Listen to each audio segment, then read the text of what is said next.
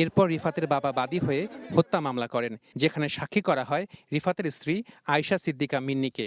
সংশ্লিষ্টতা না পাওয়ায় পরে হত্যা মামলার আসামি করা হয় তাকে। ঘটনার 15 মাস পর রায় ঘোষণার দিন সকালেই বাবার মোটরসাইকেলে করে আদালতে আসেন হত্যা মামলার আলোচিত চরিত্র মিন্নি। এরপর পুলিশ পাহারায় জেলা কারাগার থেকে আদালতে আনা হয় অন্য 8 আসামিকে। বিচার প্রক্রিয়া শেষে প্রাপ্তবয়স্ক 10 আসামির মধ্যে মিন্নি সহ 6 জনকে মৃত্যুদণ্ড দেন আদালত, আর খালাস পান 4 জন।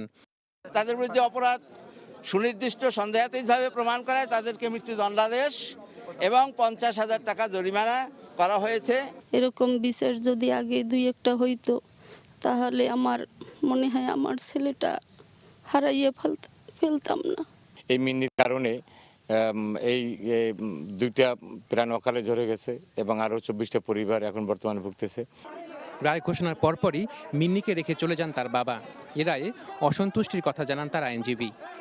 আদালত বলছে এই কথাটা যে মিন্নি মোটরসাইকেলে ওঠেনি, মিন্নি নয়নবনকে ঠেকানোর চেষ্টা করছিল, এই কথাগুলো আদালত বলছে। তো পুরোটা না দেখলে বলা যাবে না। রায় যেভাবেই যত পণ্ডিতি করেই দেওয়া হোক না কেন, আমি নির্ঘাত বলতে পারি উচ্চ আদালতে আসার পরে এ মামলা কোনো প্রকারেই টিকবে না, মিন্নি বেকসুর খালাস হবে।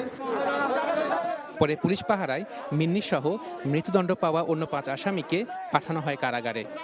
জেল কোড অনুযায়ী যেই নিয়মটা রয়েছে সেই অনুযায়ী আমরা তাদেরকে পাঠানোর পরে আদালতের নির্দেশ অনুযায়ী তাদের ব্যবস্থা গ্রহণ করবে।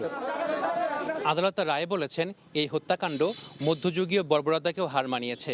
আধুনিক প্রযুক্তির মাধ্যমে এই ভিডিও বিশ্বের সব বয়সের মানুষ দেখেছেন।